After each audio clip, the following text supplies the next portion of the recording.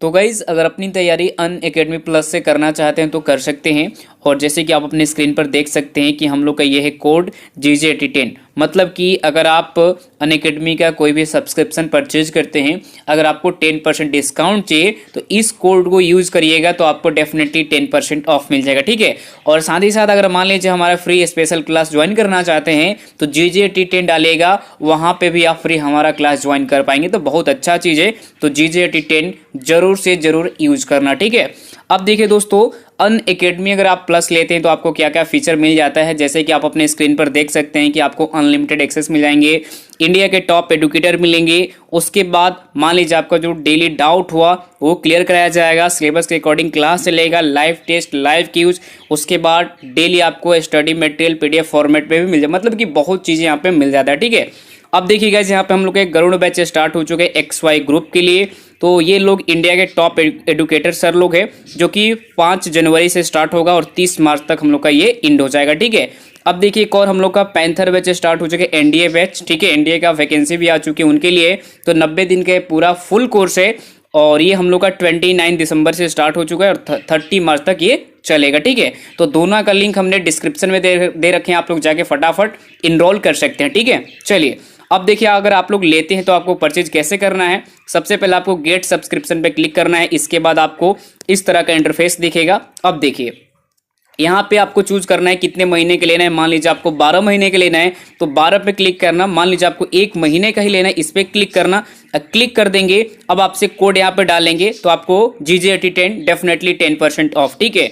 अब देखो डाल देते हैं अगर कोड, तो आपको देखो इस तरह का आपको प्राइस दिखेगा। 12 महीने का 7200, 3 महीने का 3600, इस तरह का आपको मिल जाएगा। तो आप लोग जाके परचेज कर सकते हैं। ठीक है। अब देखिए जी, आपको क्यूज कैसे लगाना है, आप सभी को हाउ टू ज्वाइन की लाइव क्यूज, जो हम लोग क्यूजेज लगाते हैं वो तो आपको मैं डेली बताता भी हूँ। तो देखो आपको यहाँ पे टेस्ट पे क्लिक करना है, ज्वाइन क्यूज पे, और यहाँ पे क्यूज ID आपसे पूछेगा। क्यूज ID डाल के फटाफट आप नीचे ज्वाइन का दिखा है उस पर क्लिक करके अपना क्यूज लगा लेना है। ठीक है। तो आज ही डाउनलोड कर लीजिए अपने मोबाइल में Unacademy learning app. Hello friends, कैसे आप लोग। तो मेरा नाम है महेश और आप देख रहे हैं हमारी यूट्यूब चैनल ज्ञान ज्योति आशीष ट्यूटोरियल। तो यहाँ पे मैंने आप लोगों के लिए जीके के यानी 10 क्वेश्चंस, जो सारे क्वेश्चन इंपॉर्टेंट है और सारे क्वेश्चन से रिलेटेड जितना भी एक्स्ट्रा फैक्ट निकल के आएंगे, मैं आप लोगों को एक्सप्लेनेशन के साथ ये सारे क्वेश्चन आपको बिल्कुल ही अच्छे तरीके से बताऊंगा। तो आपको वीडियो को अंत तक बने रहना है और जीके की ये आपको वीडियो बहुत ही फायदेमंद होगी, क्योंकि जो भी आने वाला एग्जाम्स है उसमें आपको बहुत ही फायदेमंद होंगे। तो ये सारे वीडियो आपके लिए इंपॉर्टेंट है। तो चलिए क्वेश्चन की ओर बढ़ते हैं। और आपको अगर इस वीडियो की पूरी PDF चाहिए तो इसका भी लिंक हमारे इस वीडियो के डिस्क्रिप्शन बॉक्स में दे दी जाएगी, या फिर डायरेक्ट टेलीग्राम से आप प्राप्त कर सकते हैं। ठीक है। तो सबसे पहले आपको टेलीग्राम चैनल ज्वाइन कर लेना है, वहां से आप डायरेक्ट PDF प्राप्त कर लीजिएगा। ठीक है। तो चलिए शुरू करते हैं। हमारा आज का पहला क्वेश्चन क्या है। तो यहाँ पे पहला क्वेश्चन हमारे पास ये है कि ओसामा बिन लादेन किस आतंकवादी गिरोह का सरगना था। तो ये क्वेश्चन आपको हिंदी मीडियम और इंग्लिश मीडियम दोनों में ये दिया गया है। अगर आपको इंग्लिश मीडियम के स्टूडेंट है तो आप इंग्लिश में समझ सकते हैं, क्योंकि मैं अगर इंग्लिश में आपको बताऊंगा तो ये बहुत वीडियो लंबा जाएगा। ठीक है। तो आप अपने इंग्लिश में आप समझ सकते हैं। ठीक है, क्योंकि यहाँ पे इंग्लिश में दे दिया गया है। क्वेश्चन आपके सामने ये है कि ओसामा बिन लादेन किस आतंकवादी गिरोह का सरगना था। तो यहाँ पे 4 ऑप्शन दिया गया है। ऑप्शन ए में है ISI, ऑप्शन बी में है लक यानी अल कायदा, ऑप्शन सी में है जैश ए मोहम्मद और ऑप्शन डी में दिया गया इनमें से कोई नहीं। तो इसका राइट आंसर हो जाएगा यानी ऑप्शन नंबर बी, अल कायदा। ठीक है। ऑप्शन बी हो जाएगा यहाँ पे अल कायदा। तो ये आपको ध्यान से यहाँ पे देखना होगा, ऑप्शन बी अल कायदा। अब यहाँ पे हम बात कर लेते हैं ओसामा बिन लादेन के बारे में। तो हमारे पास ये टोटल एक्सप्लेनेशन के साथ ये सारा चीज दिया गया है। तो एक्सप्लेनेशन हमारे पास ये है ओसामा बिन लादेन के बारे में। तो ओसामा बिन लादेन, इनका जन्म 10 मार्च 1957 में हुआ था। ठीक है, 10 मार्च 1957 में हुआ था और इनकी मृत्यु 2 मई 2011 में हो गई थी। ठीक है। और यहाँ पे आपको बता दूं कि अल कायदा नामक आतंकी संगठन का प्रयोग भी था। यह संगठन 11 सितंबर 2001 को अमेरिकी के न्यूयॉर्क शहर के वर्ल्ड ट्रेड सेंटर पर हुए हमले के साथ विश्व के कई देशों में आतंक फैलाने और आतंकी गतिविधियों को संचालित करने का दोषी भी थे। ठीक है। तो ये भी आपको याद रखना होगा। नेक्स्ट क्वेश्चन की ओर बढ़ते हैं। यहाँ पे 2 नंबर क्वेश्चन। क्वेश्चन नंबर 2 आपके स्क्रीन के ऊपर ये है और ये भी क्वेश्चन आप लोग के लिए इंपॉर्टेंट है। यहाँ पे 2 नंबर क्वेश्चन ये है कि कामायनी के रचयिता कौन है। यहाँ पे आपको 4 ऑप्शंस दिए गए हैं। ऑप्शन ए में है जयशंकर प्रसाद, ऑप्शन बी में है हरिवंश राय, बच्चन और ऑप्शन सी में दिया गया सुमित्रा नंदन पंत और ऑप्शन डी में दिया गया है मैथिली शरणार्थ गुप्त। ठीक है, तो यहाँ पे इसका राइट आंसर हो जाएगा आपको ऑप्शन नंबर ए। ठीक है, यहाँ पे राइट आंसर क्या हो जाएगा option number A Jaishankar Prasad. Jaishankar Prasad के बारे में हम लोग जान लेते हैं। सबसे पहले यहाँ पे जानते हैं कामयानी के बारे में। ठीक है, तो जो एक्सप्लेनेशन है इसको बेहद ध्यान से आप पढ़ेंगे। कामयानी हिंदी भाषा का एक महाकाल काव्य है। अगर आपको महाकाव्य के बारे में कुछ जानना होगा तो इस पे अगर आप क्लिक करेंगे तो इसके बारे में आप जान सकते हैं। ठीक है, तो महाकाव्य के ऊपर क्लिक करके आप जान सकते हैं इसके बारे में। और इसके रचयिता जयशंकर प्रसाद है। अगर जयशंकर जी के बारे में आपको कुछ जानना है तो जयशंकर जी के प्रसाद के ऊपर क्लिक कीजिएगा तो आपको जयशंकर जी के प्रसाद के बारे में आपको पूरा डिटेलिंग मिल जाएगी। और यह आधुनिक छायावादी युग का सर्वोत्तम और प्रतिनिधित्व हिंदी महाकाव्य है। प्रसाद जी की यह अंतिम यानी काव्य रचना 1936 यानी 1936 ईस्वी में प्रकाशित हुई थी। तो यह भी आपको याद रखना होगा। नेक्स्ट क्वेश्चन की ओर बढ़ते हैं। यहाँ पे क्वेश्चन नंबर 3। क्वेश्चन नंबर 3 आपके स्क्रीन के ऊपर ये है। क्वेश्चन नंबर 3 है कि बुलंद दरवाजा किस शहर में स्थित है। जो बुलंद दरवाजा होता है वो किस शहर में स्थित है, तो ये शहर में स्थित है आपको फतेहपुर सीकरी में। ऑप्शन यहाँ पे ए हो जाएगा राइट आंसर। ठीक है, इंग्लिश वाले बच्चे आप इंग्लिश में यहाँ पे आपको कई बार बोल चुका हूं कि इंग्लिश में आप समझ यहाँ पे सकते हैं क्योंकि इंग्लिश में भी क्वेश्चन यहाँ पे टाइप कर दिया गया है। ठीक है, तो इसका right answer option number A हो जाएगा यानी फतेहपुर सीकरी। तो यहाँ पे एक्सप्लेनेशन देखेंगे बुलंद दरवाजा के बारे में। तो जो बुलंद दरवाजा है यह भारत के उत्तर प्रदेश प्रांत में आगरा शहर से 43 किलोमीटर दूर फतेहपुर सीकरी नामक स्थान पर यानी स्थित एक दर्शनीय स्मारक है। अगर आपको यह भी बता दो कि भारत के बारे में कुछ चीज जानना होगा तो भारत के बारे में पूरा डिटेलिंग दे दिया गया है। उत्तर प्रदेश के बारे में कुछ जानना होगा तो उत्तर प्रदेश के ऊपर आप क्लिक कीजिएगा तो उत्तर प्रदेश के बारे में पूरा डिटेलिंग मिल जाएगी। अगर आपको फतेहपुर सीकरी नामक के स्थान का इसके बारे में अगर जानना चाहते हैं तो इसके ऊपर क्लिक करेंगे तो इसकी पूरी डिटेलिंग आपको मिल जाएगी। ठीक है, पीडीएफ में भी परचेज कर दिया गया है, वहां से भी आप जाके चेक कर सकते हैं। तो ये दर्शनीय स्मारक है। इसका निर्माण यानी अकबर ने 1602 में करवाया था। बुलंद शब्द का अर्थ होता है कि महान या ऊंचा है। ठीक है, अपने नाम को समर्थन करने वाला एक स्मारक विश्व का सबसे बड़ा प्रवेश द्वार है। हिंदू और फारसी ने स्थापत्य कला का अद्भुत उदाहरण होने के कारण इसे भव्यता के द्वारा नाम से भी जाना जाता है। नेक्स्ट क्वेश्चन की ओर बढ़ते हैं। यहाँ पे क्वेश्चन नंबर आपके स्क्रीन के ऊपर है 4 नंबर क्वेश्चन। क्वेश्चन नंबर 4 ये है कि कौन राजधानी दिल्ली से यानी दौलताबाद तक ले गया। ठीक है, दौलताबाद ले गया। कौन राजधानी दिल्ली से दौलताबाद ले गया। इसका जो क्वेश्चन का इंग्लिश में भी यहाँ पे दे दिया गया है। तो इसका ऑप्शन यानी 4 ऑप्शन दिया गया है। शेर शाह पुरी, फिरोज तुगलक, मोहम्मद तुगलक और अलाउद्दीन खिलजी। तो इसका राइट आंसर हो जाएगा यानी option number C. Option number C यानी मोहम्मद तुगलक। तो ये भी आपको इसका राइट आंसर याद रखना होगा। और इसका अगर हम बात करें एक्सप्लेनेशन यानी किसके बारे में, तो हम बात करते हैं दौलताबाद के बारे में। ठीक है, जो दौलताबाद है ये महाराष्ट्र का एक नगर है। इसका प्राचीन नाम देवगिरी है और मोहम्मद बिन तुगलक की राजधानी यह औरंगाबाद जिले में स्थित है। अगर आपको मोहम्मद बिन तुगलक के बारे में भी कुछ जानना होगा तो यहाँ पे अगर आप क्लिक करेंगे तो ऐसे ही इसके बारे में पूरा डिटेलिंग आपको खुल जाएगा। ठीक है, नेक्स्ट क्वेश्चन की ओर बढ़ते हैं। यहाँ पे 5 नंबर क्वेश्चन। क्वेश्चन नंबर 5 आपके स्क्रीन के ऊपर यह है कि लोकसभा के सदस्यों की अधिकतम संख्या क्या होती है। ठीक है, लोकसभा के सदस्यों की अधिकतम संख्या क्या होती है, तो इसका राइट आंसर हो जाएगा यानी ऑप्शन नंबर बी टोटल 545। तो हम लोकसभा के सदस्यों की अधिकतम संख्या जो 543 होती है हम इस पे डिस्कस करते हैं। तो हमारे एक्सप्लेनेशन में यहाँ पे दिया गया है।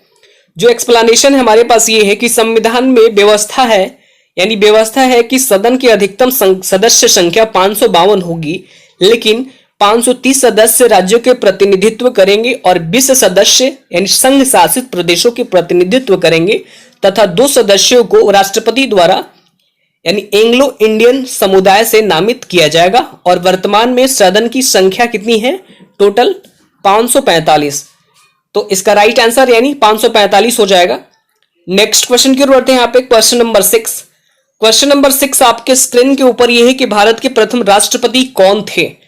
ठीक है, भारत के प्रथम राष्ट्रपति कौन थे। यहाँ पे इंग्लिश में लिखा हुआ है कि द फर्स्ट प्राइम यानी प्रेसिडेंट ऑफ इंडिया वाज तो यानी यहाँ पे 4 ऑप्शन दिया गया है, इसका राइट आंसर हो जाएगा option number B, doctor Rajendra Prasad. ठीक है, तो यहाँ पे हम एक्सप्लेनेशन के साथ हम यहाँ पे आपको बता दूं कि जो डॉक्टर राजेंद्र प्रसाद थे, ये भारत के राष्ट्रपति पद की स्थापना यानी भारतीय संविधान के द्वारा की गई है।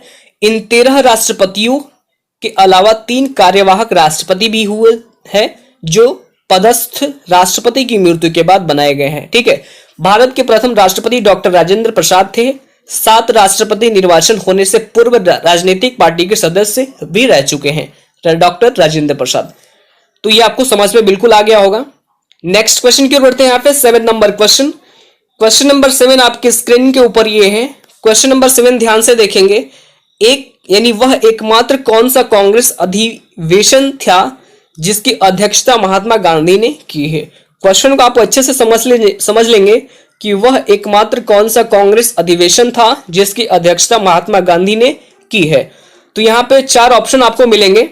तो यहाँ पे 4 ऑप्शन में क्या है, ऑप्शन में है 1906 कोलकाता, 1916 लखनऊ, 1924 बेलगांव और 1925 कानपुर। तो यहाँ पे इसका राइट आंसर हो जाएगा ऑप्शन नंबर सी यानी 1924 बेलगांव। तो यहाँ पे एक्सप्लेनेशन देखेंगे तो इसके बारे में बता दूं, बेलगांव यानी महात्मा गांधी जी के बारे में। तो एक्सप्लेनेशन हमारे पास ये कि महात्मा गांधी ने कांग्रेस अधिवेशन की अध्यक्षता 1924 में की थी और उसी समय महात्मा गांधी कांग्रेस के अध्यक्ष भी बने थे। तो हम कह सकते हैं कि महात्मा गांधी ने कांग्रेस अधिवेशन की अध्यक्षता 1924 में की थी। ठीक है, और महात्मा गांधी जी सन 1924 में बेलगांव जो कि कर्नाटक में कांग्रेस का अधिवेशन मात्र एक ही बार किया था। ठीक है, आपका क्वेश्चन एग्जाम्स में यह भी पूछा जा सकता है कि महात्मा गांधी ये जो कांग्रेस कर्नाटक के कांग्रेस का अधिवेशन कितने बार किया था। तो सिर्फ और सिर्फ मात्र एक बार कांग्रेस का अध्यक्ष बने थे महात्मा गांधी 1924 में बेलगांव के। ठीक है, नेक्स्ट क्वेश्चन की ओर बढ़ते हैं। यहाँ पे 8 नंबर क्वेश्चन, क्वेश्चन नंबर 8 आपके स्क्रीन के ऊपर ये है कि स्वर्ण मंदिर कहां पर स्थित है। ये क्वेश्चन आपके लिए बिल्कुल इंपॉर्टेंट है। ठीक है, यहाँ पे इंग्लिश में भी क्वेश्चन यहाँ पे दिया गया है कि where is the Golden Temple located. ठीक है, तो स्वर्ण मंदिर कहां पर स्थित है। तो इसका यहाँ पे राइट आंसर हो जाएगा यानी ऑप्शन नंबर डी, अमृतसर में। ठीक है, अमृतसर में क्या है, स्वर्ण मंदिर अमृतसर में स्थित है। तो यहाँ पे देख लेंगे, आपको जो स्वर्ण मंदिर है इसके बारे में आपको डिटेलिंग यहाँ पे दे दिया गया है एक्सप्लेनेशन में कि स्वर्ण मंदिर अमृतसर में स्थित है। इसका ऊपर का ढांचा काफी हद तक सोने से ढका हुआ है, बहुत ही पतली एक चादर, जिस कारण सेट करना मंदिर सिखों का एक प्रमुख धार्मिक स्थल भी है। लोग यहाँ पर जाते हैं, मक्का करते हैं और आशीर्वाद प्राप्त कर लेते हैं। तो ये आपको बिल्कुल समझ में आ गया होगा। तो चलिए नेक्स्ट क्वेश्चन की ओर बढ़ते हैं। यहाँ पे क्वेश्चन नंबर 9, क्वेश्चन नंबर 9 आपके स्क्रीन के ऊपर ये है कि भारत की सशस्त्र सेनाओं का सर्वोच्च कमांडर कौन होता है। Who is the highest commander of the यानी आर्म्ड फोर्स ऑफ इंडिया।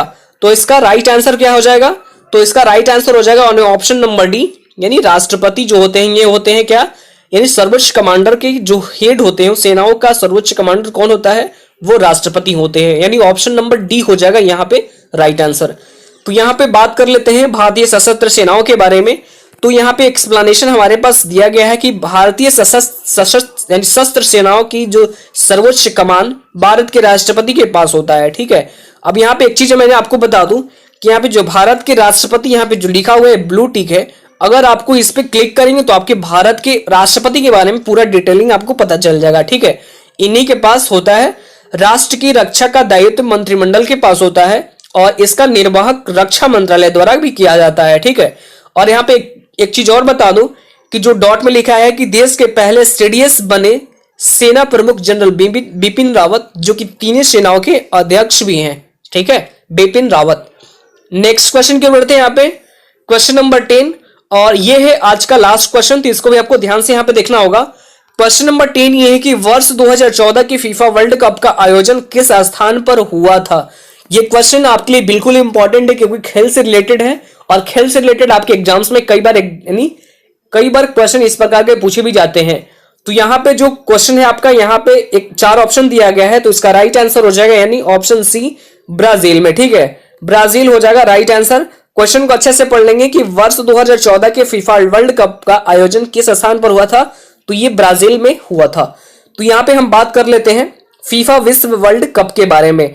तो यहाँ पे जो एक्सप्लेनेशन हमारे पास दिया गया है कि फीफा विश्व कप 2014 का final match Rio de Janeiro यानी ब्राजील के यानी माराकाना स्टेडियम में 13 जुलाई 2014 को खेला गया था। ये आपको डेट भी याद रखना होगा क्योंकि एग्जाम्स में डेट सहित भी आपका क्वेश्चन आंसर पूछा भी जाता है। और स्टेडियम का नाम भी, स्टेडियम क्या है, नाम क्या है, तो ये match Rio de Janeiro Brazil के माराकाना स्टेडियम में 13 जुलाई 2014 को खेला गया था।